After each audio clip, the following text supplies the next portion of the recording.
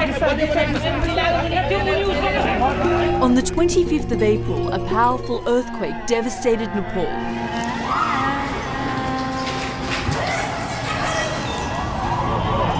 Thousands died, 500,000 were made homeless. In the aftermath of the country's worst ever natural disaster, I travelled to 3 remote villages in the northeast, cut off from the outside world. On the 12th of May, Nepal was struck by a second quake, almost as destructive as the first. These villages were at the epicentre.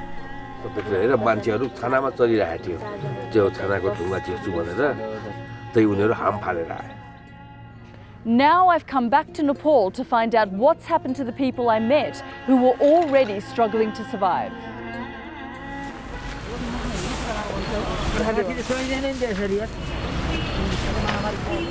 Two major earthquakes in the space of just 3 weeks have exposed the fragility of a desperately poor nation, overwhelmed by the scale of this disaster. When we first arrived in the capital Kathmandu, just after the first quake, we heard reports that remote communities on the Chinese border had been virtually cut off and help was struggling to get through. So we headed northeast towards the border. We're in Malamti village and it appears that there are still some bodies stuck under the rubble, and there's an Algerian team here helping the locals out. It's immediately apparent when you leave Kathmandu that the central government is not coordinating the aid or the search and rescue operations across this country. So I've just been told by this gentleman that this was his shop and that there are 4 people under the rubble. His brother's wife, his brother's wife's daughter, and the daughter had 2 children, and the daughter was also pregnant, 5 months pregnant. She had 2 small babies, a 2-year-old and a 3-year-old, and they're all under that building. सुरुको 1-2 दिनमा खासै हामीले यहाँनिर केही उद्धारको कार्यक्रम या त कसैले उद्धार गरेको पाइएन। स्थानीय मान्छेहरूले नै अलिअलि पानी ल्याएर छ्याप्ने यताउति स्थानीय मान्छेले हामीलाई सहयोग गरेको थियो हैन। तर अन्तबाट सरकारी निकाय या यताउति सङ्घ संस्थाको तर्फबाट हैन आगो नियन्त्रण गर्नको लागि त्यो करिब आगो यहाँको आगो 1 हप्ताभन्दा बढीसम्म बलिरहेको थियो।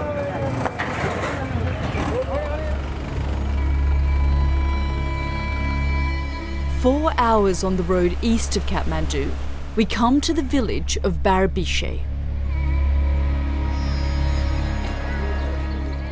1,000 people lived here. None of the buildings have been left untouched. Until a few days ago, no aid had reached Barabishe. Nepal's government has come under fire for its slow response to the disaster. Hello. We're from the BBC. I understand that, but we are not allowed to speak anything without our senior counsel. Sure. The military say they're doing their best. 9 out of 10 soldiers have been mobilised to help distribute aid to the most desperate. But they haven't been able to reach a lot of communities because the roads have been destroyed. The Sweshta family has lost their motor goods business. Like the rest of Barabishe, they're also homeless. 13 members of the family are now living in this small tent.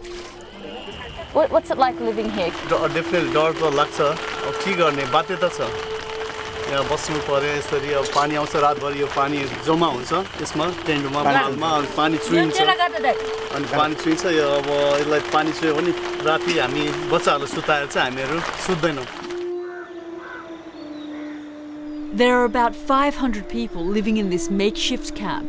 With poor sanitation, the fear now is an outbreak of disease. It was quite a tough night, quite different to the capital Kathmandu. There were tremors here every few hours, and I could sense that the rest of the village were also awake like us. Barabishe is just one of thousands of villages across this country that have had homes destroyed, lives lost. 4 hours further north is Badi village. The area was completely flattened in the quake.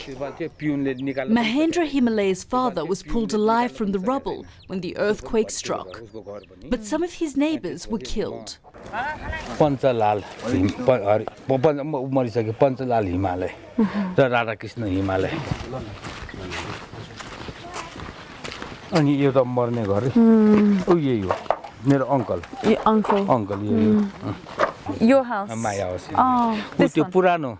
धेरै वर्ष भयो बालै थाहा छैन त्यो घर बढेको बाल बा बस्नु भन्दाखेरि पनि थाहा जन्मेर पनि थाहा थिएन. This is a small, close-knit community. These people have lost a member of their family.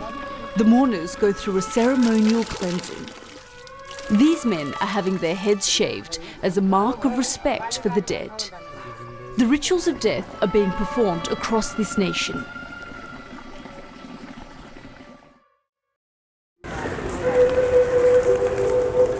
On May 12th, a second earthquake occurred, which was almost as devastating as the first.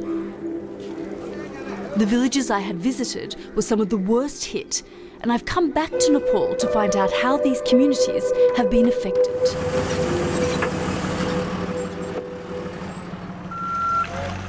The road to the village of Barabishe has been badly damaged by landslides. Javid Sweshta, who I previously met living with 12 members of his family in this makeshift camp, tells me he felt the full force of the second quake.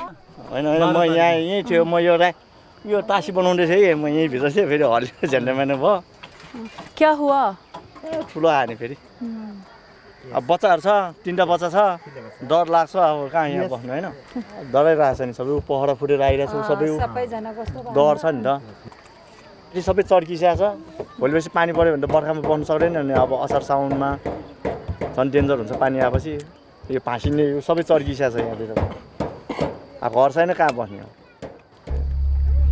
Among many of those I meet, the sense of helplessness is palpable. In Malamti, Ranjit Sahai, the shopkeeper whose family was buried under the rubble on April 25th, has not been able to recover their bodies. Pul Kumari Devi Sahai, her daughter Sushila, who was 5 months pregnant, and Sushila's 2 children Ankit and Jia were incinerated when 2 gas cylinders exploded. Rescue team last day आउँदाखेरि उनीहरूले हड्डीको सानो टुक्रा भेटेको छ भन्ने कुरा मैले थाहा पाएको थिएँ हैन. अनि म त्यसको भोलिपल्ट चौकीमा गएको थिएँ. जाँदाखेरि भेटिया छ भन्ने कुरा गर्नुभयो. उहाँले अनि त्यसको हड्डीको चाहिँ टेस्ट गर्नुपर्छ रिपोर्ट ल्याएछ अनि हामी तपाईलाई खबर गर्छु भन्ने कुरा गरेका थियौँ. The roads to the village of Badi are difficult to navigate. 12 generations of Mahendra's family have lived here. Despite the devastation, he says he won't leave. धेरै परिवर्तन भयो सबै गइसक्यो घरहरु सबै गइसक्यो उ त्यहाँ केही जानै हुने छैन. त्यो 29 गतेको छ नि अब पनि आउँदै छ हैन. मान्छेहरु छानामा चलिरहेको थियो त्यो छानाको ढुङ्गा चिप्छु भनेर चलेछ. उनीहरु मरेकी बाटे केटाहरु यही छ अनि त्यही उनीहरु हाम फालेर आए. यही नै चाहिँ सोचमा आएर चाहिँ दिमागमा यो कसरी चाहिँ हामीले संरचना फेरि गर्ने हो त्यो पूर्ण चाहिँ उ कसरी पूर्ण कसरी गर्ने. This nation is just beginning to come to terms with loss, devastation, and the trauma of not knowing what the next few months hold. With the arrival of the monsoon in a few weeks' time, there are fears the heavy rains could further complicate relief and recovery efforts. For those affected by Nepal's deadliest ever natural disaster, the danger may not yet be over.